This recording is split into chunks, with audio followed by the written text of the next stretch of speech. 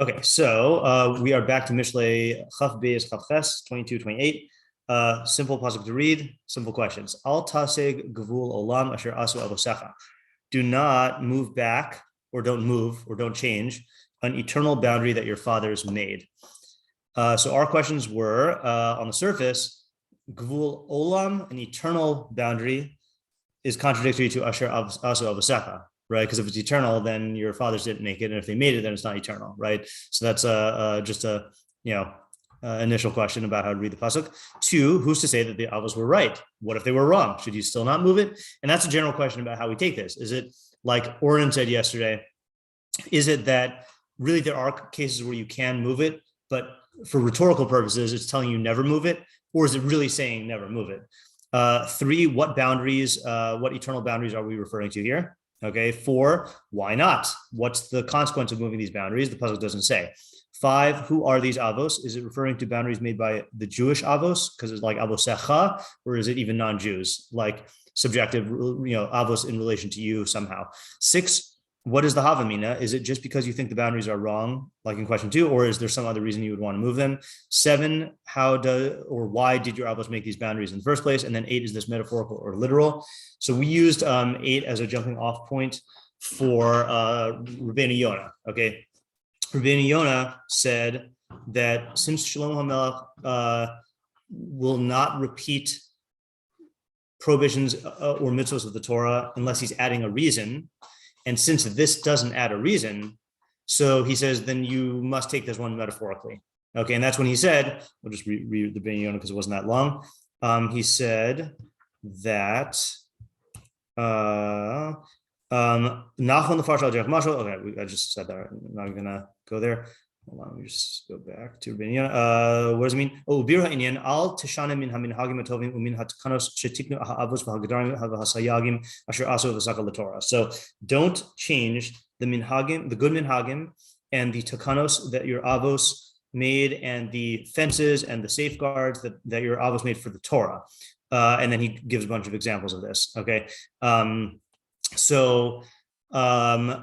I was thinking about this afterwards, and we actually had a little discussion after shiur, which didn't get recorded. So I wanted to just reiterate that. And I actually did a bunch of research, and I typed it all up, but I didn't send it to the discussion chat because it was during morning seder. And I don't like sending stuff during morning seder all the time. So I just forgot to send it.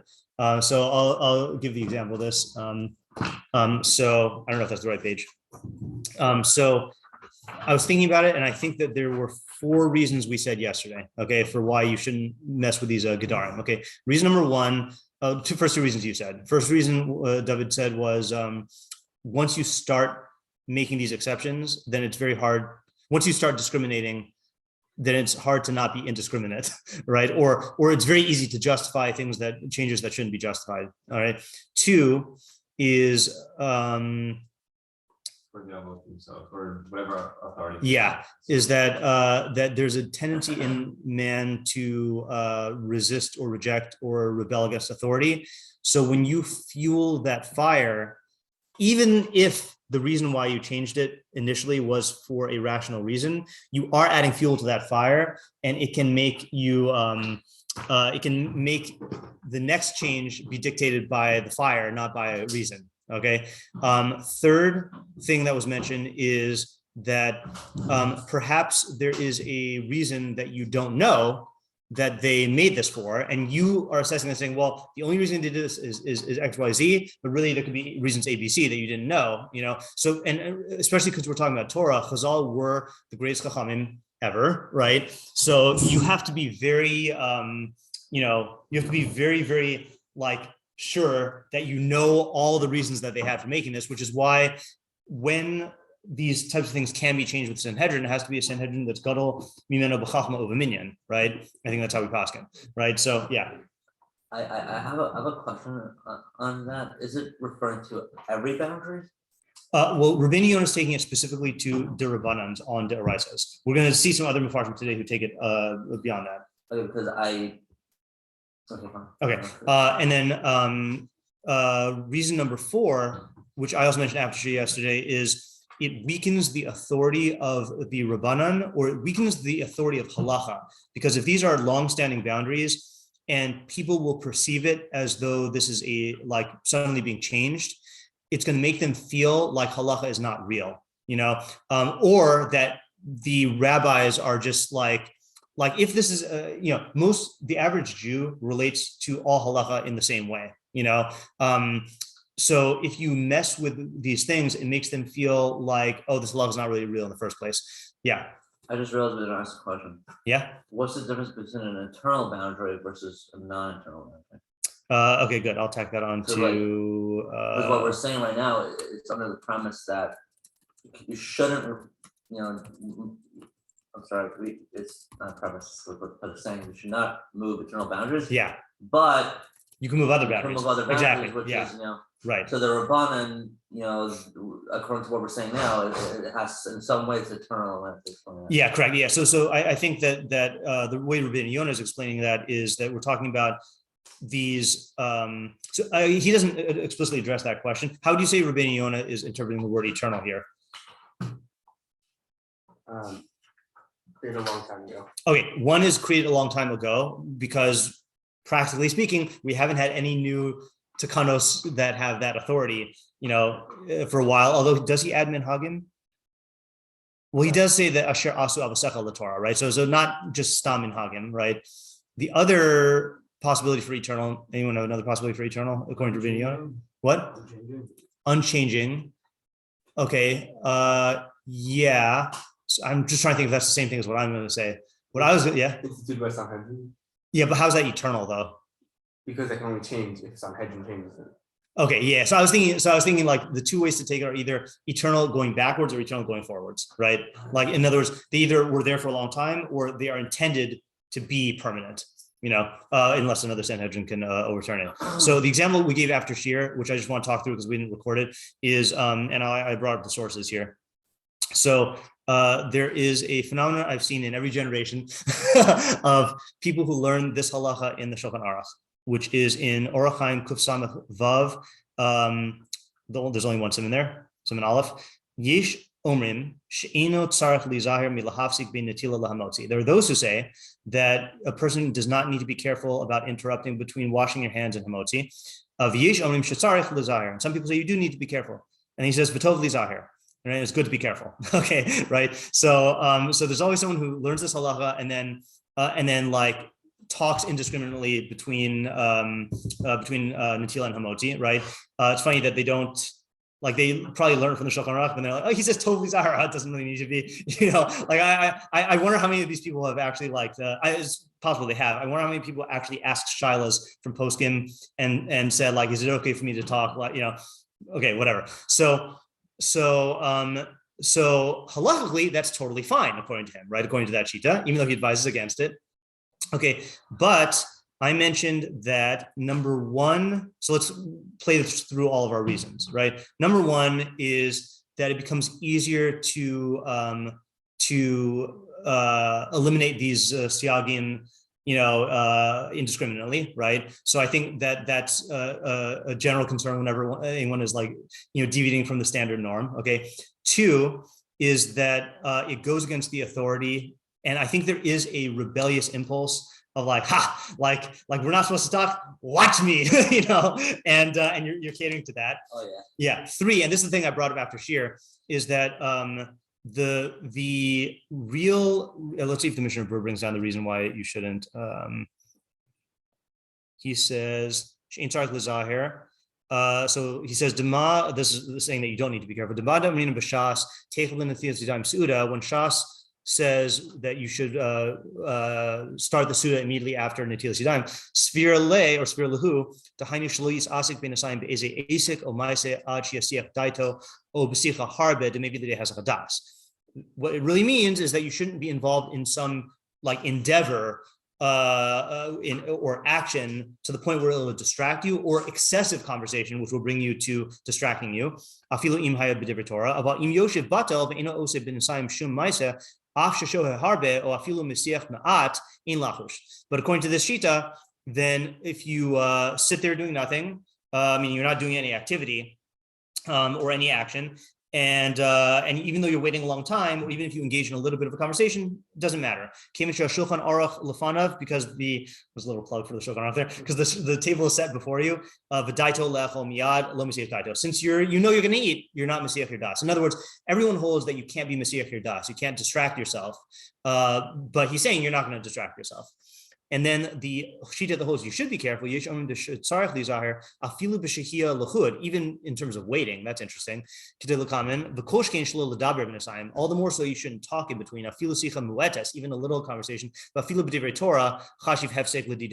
to this shita, even talking in words of Torah is a hefsek.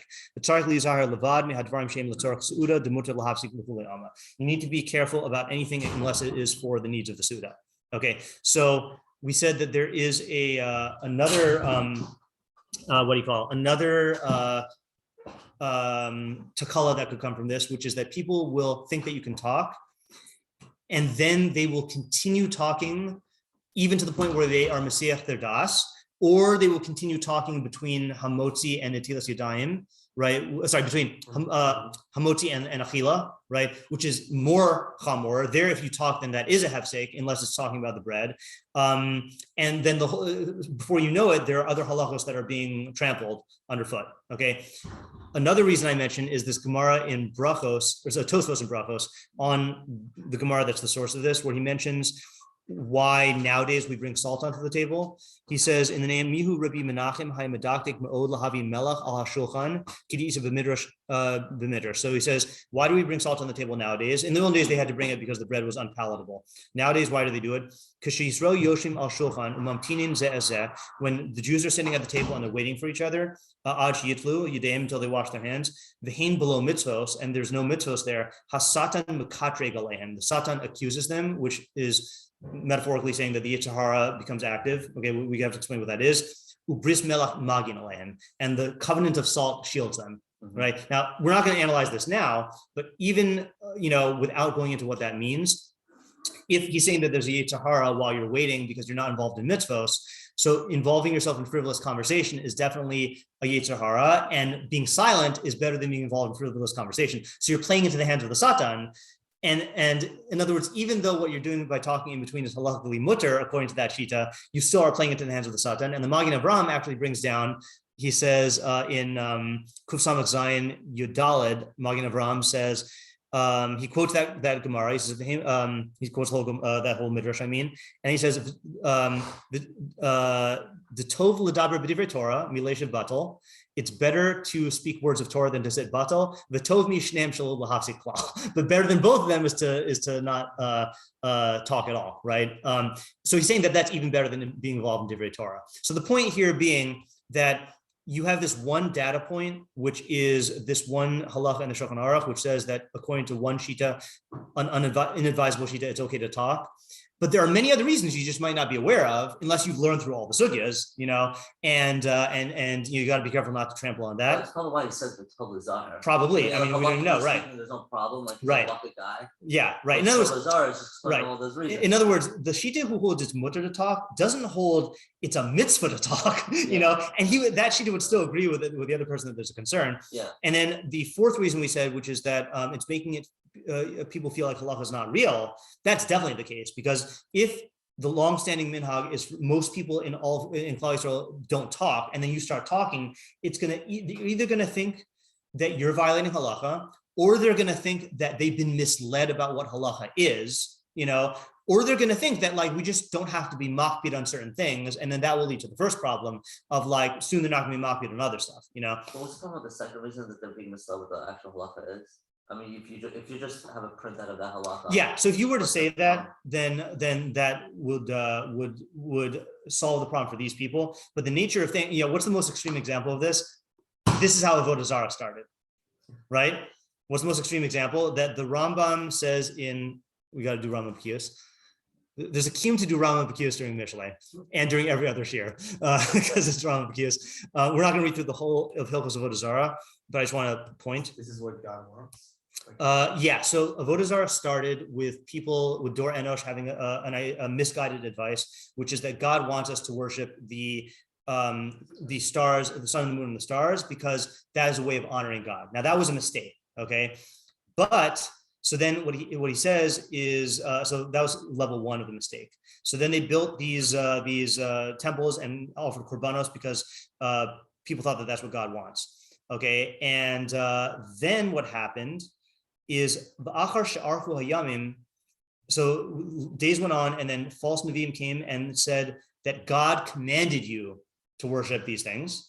Okay, and to do these specific practices, and this will be no, it doesn't say benefit yet. Okay, then level 3 is false prophets came and said that, sorry, no, he did say, and if you do these things, then it'll benefit you or prevent harm. Then level 3 is false prophets came and said that the stars themselves gave you nevuah, right?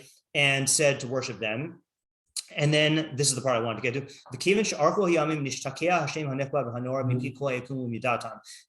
After many days, the great name of Hashem became forgotten, right, sunken in from all people's minds, and they didn't recognize it. And consequently, kol am haaretz, all the average people, and the women and children, einan yodin ela hatzura shel eitz ve'evan. The only thing they knew was this graven image of Eitz and Evan,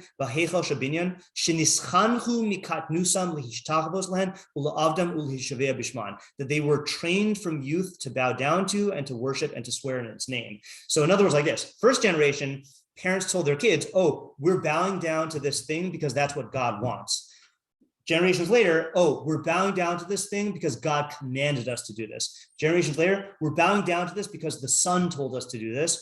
And generations later, people are just doing the actions mindlessly without knowing the original reasons. So you can tell the people at the table why you're doing it, and if they are chachamim and they're good at following halacha, they'll keep it within themselves. And that's why there are certain things that we do, just not in public. But once you bring it into the public sphere, then people don't know. And the raya. I don't know what to say now. I just paused the recording, but anyway. Okay, so back to our sugya here. So those are the 4 reasons we came up with yesterday. Okay, are there any other reasons we could think of for why you should not mess with halachic gedarim? Oh, I meant to look this up. All right, I'm going to quote this. Yeah. I mean, the reason that the getter is put up there in the first place, which is like if you mess with the getter, then you're like one step closer. Oh yes, of course. That's also true, right? Is the whole reason the getter's in there in the first place is to protect the doraisa, right? So in many cases, if you mess with the getter, then you fall into the trap. What was the I feel like I have a personal example of this. I don't know though, but yeah. Anyway, yeah. Toilet paper. On Shabbos. Yeah. What's the getter? You should really, well, it's not really the getter specifically, but like you should use tissue paper, right, or something that you don't rep, because even if you do bashino, like you might forget, you might Okay, yeah, that's an example. Yeah, I hear. Okay. I was going to say one other thing is there's an article I was going to look up. I don't even know where this article is, by Rav Lichtenstein on modern orthodoxy and on change. And the upshot of the article is he said it's not, you know the famous statement from the Chassam Sofer that was against like innovations in Judaism, Chadash Asar Min HaTorah, right? It's a play on words. I mean, that's a the literal statement is Chadash is Asar Min HaTorah, but he was saying innovation is Asar from the Torah. And I don't know what he meant by that. I don't know what the context is, but that's what a lot of the Haredi world uses to like not allow for any changes in anything.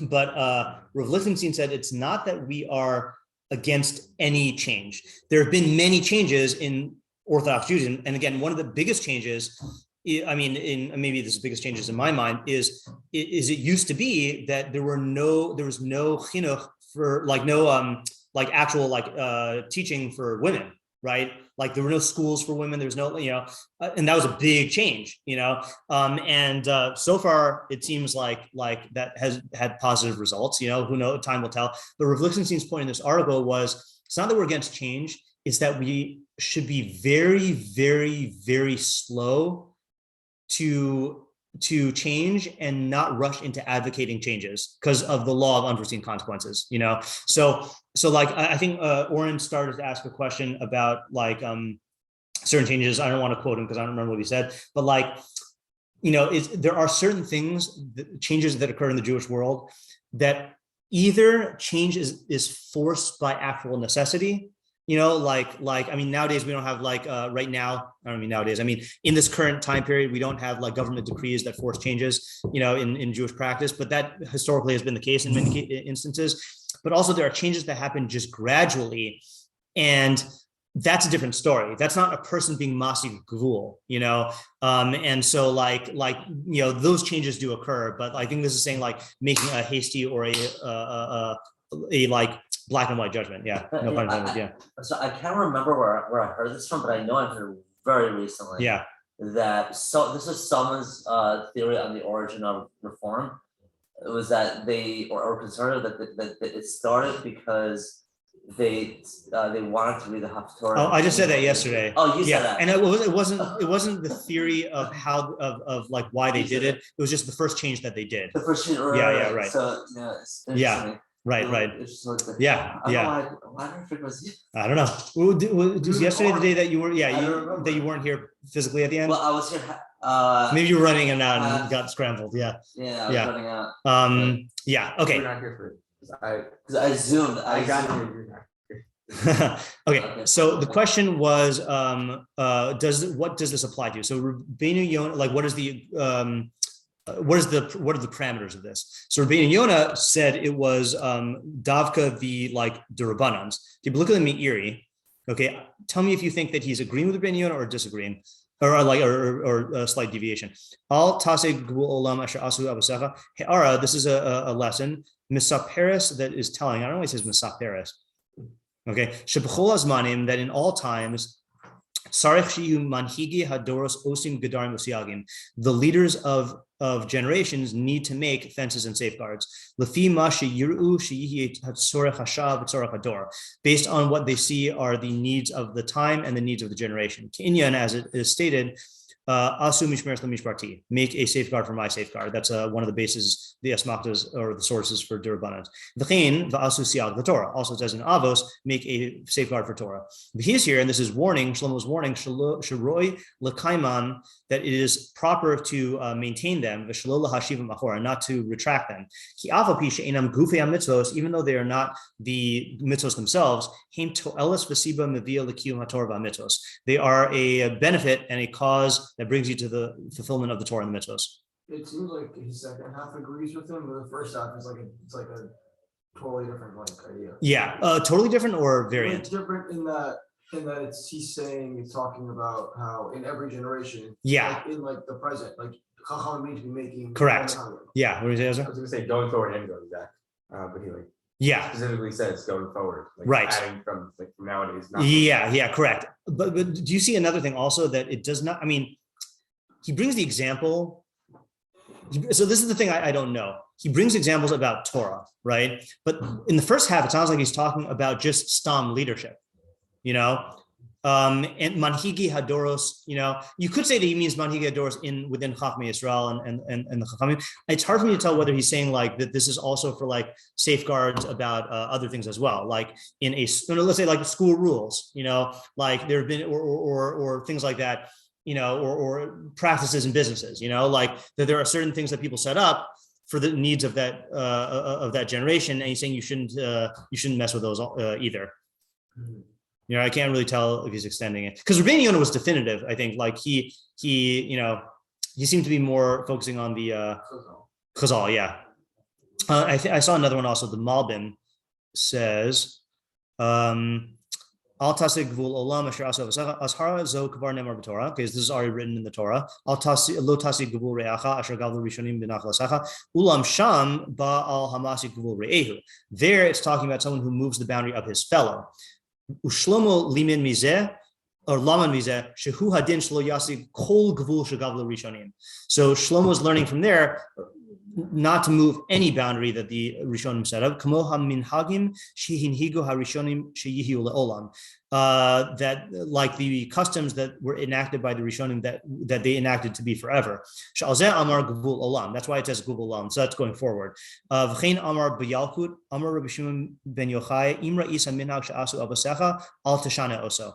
if you see a minhag that your fathers made, do not change it. Kagon Avraham tikkun tefillah shachris. Well, I mean, yeah, shouldn't change shachris. I think what he means by that, if I had to guess, I haven't seen the Yalkut. The content of shachris. Yeah, that's definitely true. That there's machlokas in the Gemara about tefillah avos tiknum or keneged tamidin tignum, and then the Gemara answers, no, the avos set them up, and then Chazal came and attached them to the tamidin. So it sounds like maybe what he means is Chazal could have set up the tefillos in a completely different way than the avos did. But because the avos had already started these practices, then Chazal made their takana in line with the minhag of the avos and not differently. Yeah. Oh, by the way, that's another example of changing the minhag that people get worked up about is Yom Tov Sheni, right? The only reason we do Yom Tov Sheni is minhag avoseinu b'yadeinu, right? Because we know the cheshbon, of Kaviyah Diarcha now, so a lot of people are really understandably annoyed that why should we have to take off work for another day, just because that was started. But the whole reason we keep Yom Tov Sheni is minhag avoseinu b'yadeinu. So interesting. And then this last part I didn't look up, and I'm not going to look it up now. Anyone know what this is referring to? Sorry. Tamlam Asher Asu Avasecha V'chein B'Sifri Siman Kuf Peches Minayin Lamachlif Divrei Rabbi Elazar B'Divrei Rabbi Yochanan Tamlam Al Tazik Gvul Olam. Anyone know that? Where do we know that you can't mix about someone who mixes up the words of Rabbi Elazar and Rabbi Yochanan? I don't know what that's referring to. I know that you have to quote the person who says. Yeah, right. But what does that have to do with being masik gvul according to this? I don't know. But anyway, so he also, I can't tell from him, he doesn't even mention Torah, right? But is this any minhag that the avos enacted, or is he still keeping it within Torah and just speaking vaguely? I'm just not sure. Not sure. Yeah. Are we going to go through the approaches that we come up with? What other approaches did we come up with yesterday that you're referring to? One was that the eternal boundaries in relationship to the individuals in the individual, where you have certain boundaries, and if you move them, you will shift your, I guess, morals or whatever. Yeah. So I think yeah. Well, that doesn't work out at all, right? Because that's not Asher Asu Avasecha, and it's not Olam. Well, the Avasecha, the boundary from there was, let's say the Avos, like the Avos set up, or the Torah's eternal boundaries were set up such that, because they know that it's an objective, it's an objective boundary that benefits everyone. Yeah. And if you move them, right, it will affect you as a person. So how's that different than this or anything we've been talking about? Not necessarily. I just wasn't sure. Yeah, I mean, the only difference there is is the idea limited strictly to halachic boundaries, or even advice and good like minhagim, Right. Yeah, I think it's going to end up being a similar idea. Yeah. Okay, so should we do Derech Nistar? Yeah. Okay, so the Meiri, and if we get bonus points, then this will help us to do the Derech Nistar for the previous pasuk. Okay, so in the Meiri. Now, I feel like he said, you're going to have to tell me whether I'm just having deja vu. I feel like he said something like this a couple of pasukim ago. Okay. Derech Nistar, remez shelo lema'it chok echad mishnei hakochos. It's alluding to the fact that you should not, Yeah, this is the poor man. Yes. Okay. That's what it was. Yeah. All right. So we can go back and check that out also. You should not diminish the allotted portion from your two faculties. Rather, you should give each one its portion that is roy for it. Pam l'seichel, sometimes you got to give to the seichel, b'limud haTorah v'musar v'chachma, through learning Torah, musar and chachma. Upam l'chomer, in part, sometimes you have to give to your physical nature, b'achil u'shasiya v'shena, in eating, sleeping, and eating, drinking, and sleeping. Okay, by the way, these are not exhaustive lists. Okay, there are other physical needs other than eating, drinking, and sleeping, and there are other seichel needs other than limud Torah and musar and chachma, maybe. Okay. Oh, so that's his first explanation here. Okay, so how is he learning? I think this is a very creative pirush. How is he learning gvul olam?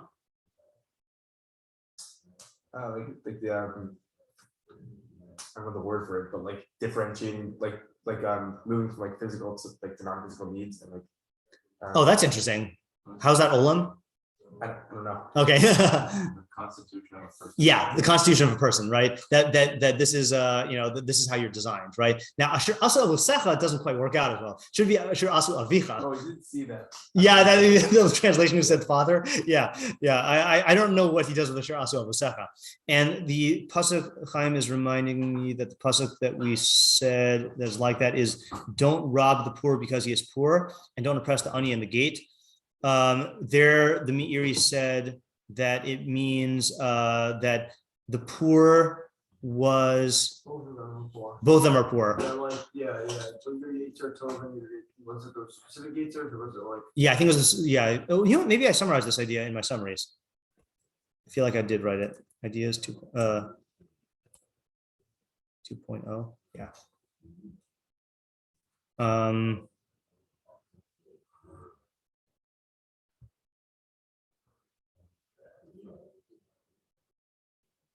Yeah, robbing the poor within you.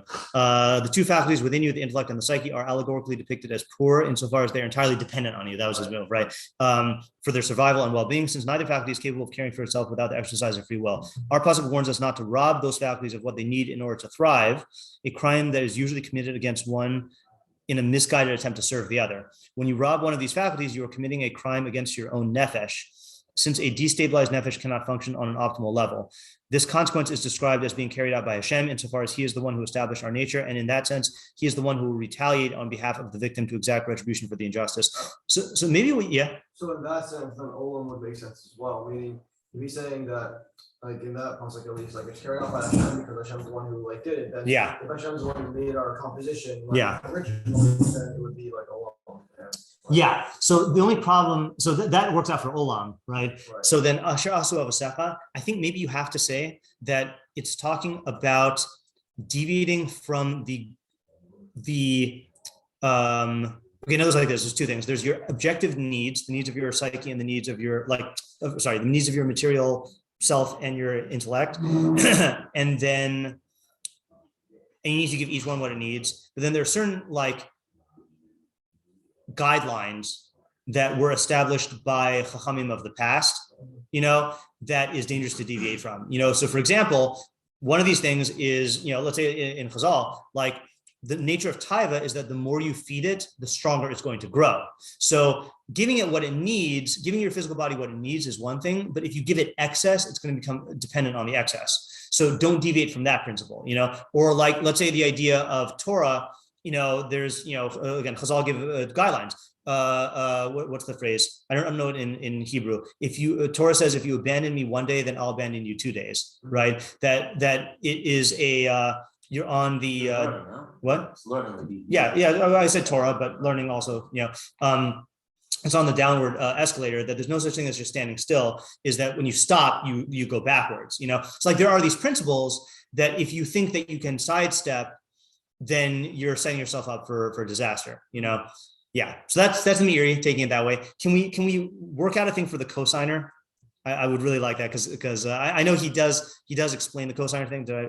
Yeah. Don't be among handshakers among those who cosign for loans. If you don't have what to pay, why should your betting be taken from you?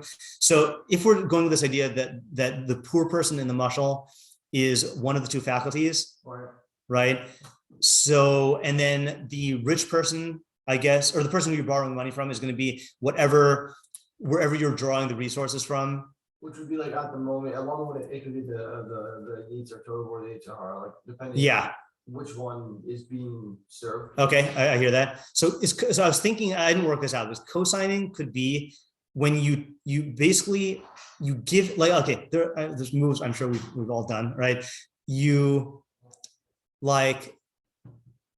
give into your psyche and basically say, oh, I'll make it up with learning later or something like that, So there's some move like that where you make this deal where if you default on the loan, then I feel like there's some potential to have something to work out there. All right, well, let's think of that. Let's go to the Meiri's other Derech Nistar, which I think you were saying. Chaim, were you saying the thing yesterday about someone over there was saying about the Shlomo violating Torah? I think early. Exactly. Okay. Yeah. So that's what Meiri says now. He says, "O pirusho shalo yakel mitzad chachmaso b'davar midarchei Torah."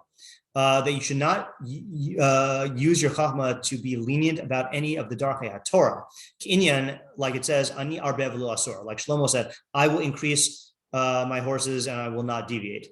Vasher aso v'secha, and why does it say that your father's made? Remez lemakable haTorah. That is alluding to the people who received the Torah. Okay, Ola avos shekaimuha kodem nesinas haTorah, or to the avos who fulfilled it before the giving of the Torah. Interesting. Oh, that's actually interesting. Yeah. I was going to say you can infer from here what he holds, but you can't. And they made their souls righteous through its ways. So that is taking it from Geder to Torah itself. I feel like the principles are going to be the same, though, right? Like the Torah itself is trying to. So the Rabbanans are protecting you from violating their and the derisas are protecting you from imperfections, and this is basically saying that you shouldn't, think that you can outsmart God. Yeah, Chaim? Isn't it kind of a strange thing to say that I guess he did say remez, like asu aposacha is like a remez to those who accepted the Torah. Yeah, I think asu he would translate as that they followed, that they acted in accordance with, yeah. Okay. Doesn't quite fit smoothly, but we're in the Derech Nistar stuff. Okay. And he did say remez. So. He did, yeah. Okay, so I wanted to end off on the thing that we have the fewest chances of getting ideas from, which is taking this literally. Okay, look at the Metzudas David. Okay, he says, "Haderech lasos davar l'siman." So the way that people would do it is to make something as a marker, bein sadeh ha'ish l'sadeh re'ehu, between the field of a person and the field of his fellow. Ladas gvul hasados, to know the boundaries of the fields. Amar, and Shlomo said, "Siman hagvul asher me'olam," a sign of the boundary which is from forever. Asher aso v'sacha, that your fathers made. Al tachzir la'achor, don't move it. Into the field of your friend, to extend your boundaries. That's pasha. That's the isser. Okay. Or let's look at the rid on the top left. The rid says, "Al tasik gvul karka olam asher asu avasecha lahachzir hasimin laachor v'lignov karka v'chavirecha." So the question is Rabbeinu Yonah had a good point, which is the Torah already says this. Why does Mishlei need to tell us this, right? So is there a way to understand this literally that is not just a repetition of the Torah? Oh, same thing with the real Ibn Ezra, seemingly. Al tasik gvul olam b'nachalas haaretz. Okay, I don't know if he means nachalas Eretz Yisrael when he says haaretz, and that's like Isaac said yesterday that the nachla was from God, which asher asu avusecha she'avru hagvul. Okay, sorry, it's l'chor tzarich lomer she'asu. Okay, b'torah kasav asher arur masi gvul re'ehu. So I don't know, but they all seem to be taking it literally, right? This one isn't like sada. It's right. It's nachla. Correct. Yeah. It's one step removed from the pure repetition. What about Sadi Gaon? What's he going to say? I haven't looked at his pirush yet. Sadi Gaon says, "Is this chapter 11?" Yeah. You remember what page it was? You're around 170 at this point, I guess. Oh, pretty good.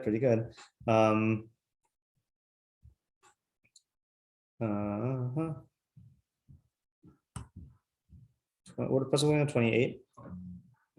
Yeah. So Sadigon says, he takes 28 and 29 together, so we can't look at that yet. Anyone else? We didn't do Rabag. Rabag says, "Al tazigvul olam rotalam shalot tishane hagvul shagavlu harishonim b'inyan hakarkaos kedei la'ashov mireyehu." See, you would have expected Rabag to take this metaphorically because he's been doing that lately. To steal from l'hosav al karka v'zos gamkin he'ara shlo yishane hagadarim hakodnim shagadru harishonim ki b'chulam toelas.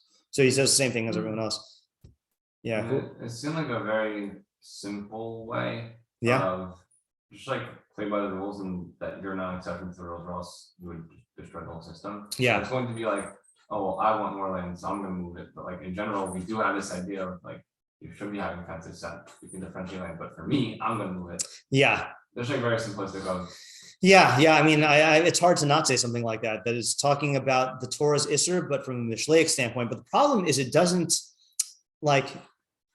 The problem is it doesn't spell out a reason, like I feel like Rabbeinu Yonah's argument is really good, is that either repeat Torah and give a new reason, or you're not repeating Torah, Yeah. Is it similar to, like the whole thing with the driving the red light? Yeah. Like the reason there is like I think the Mishleic reason is if everyone does it, it'll be chaos. Yeah. So that's like what you're saying, right? I'm smiling because I have a story about this. I don't think I told the story yet. When I was doing my trip to Montana, I think I told this on Facebook. I was doing my trip to Montana. Okay, so the case Ariel's talking about, right, is that at 2 a.m. when there's a red light, right, and there's no other cars, right, then do you still obey the traffic laws or not? So the answer is yes, right? Yes. Right. So here's the case. Okay, I'm driving through Wyoming. Okay, population 700,000 or less, right? Okay, and I'm on a mountain, and there's no one, right? I haven't seen any other cars, right? And I get to the top of the mountain, and right before the corner of the mountain, there is a red light, an artificial red light set up there. And there's a sign that says, wait for pilot car. What? Okay. So the question is like this: how long do you wait? And I had to meet with a Crow elder. Okay. So I was, and it was, the timing was tight. Like I maybe had like 15 minutes to spare. Yeah. Do you know what a pilot car was? I did not know what a pilot car was. So I would, at that point, just like pulled over, looked it up. Okay. If you were not in Wyoming, you could do that, but there's no. My question was going to be, did you have cell? I did not. Yeah. Hey, sir, what's Yeah. So the question is, how long do you wait? Because this was the red light test, Yeah. Yeah, that's what I thought. And I said, no, I'm going to be more Mishleic about it. So I waited 10 minutes. Okay. And nothing happened. Okay. And then I drove around the corner, and much to my humiliation, 30 seconds later, I see this giant like truck which said pilot car on it, driving in my direction, leading a chain of other cars. Okay.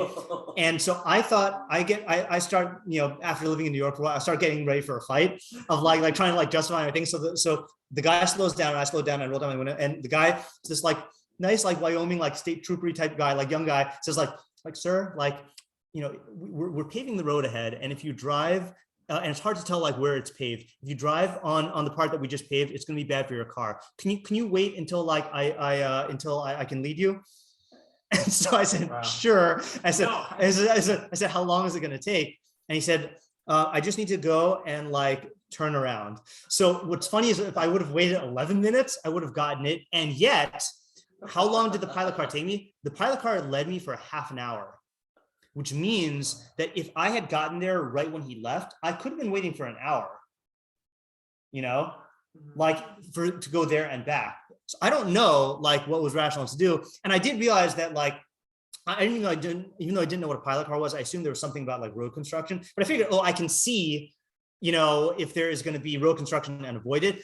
But I violated the rule, and the rule was there because there are hazards to the car that you can't see, So like, it was just an interesting case of the Mishleic, thing. So I guess it does come around to this thing of like, even when these are not gedarim that your avos made, there is an impulse to be the exception to gevulin, right? To a gevul, and a lot of the same reasoning we said applies, even though it's not all the same reasoning, Yeah, that's funny. Like, there had to have been people who just like. Yeah, probably. Yeah, I mean, a significant percentage of the population of Wyoming, I'm sure. Yeah. Okay. All right. So let's stop here and bleed netter Q&A tomorrow. Okay. Do we have this idea of a pilot car in New York? I don't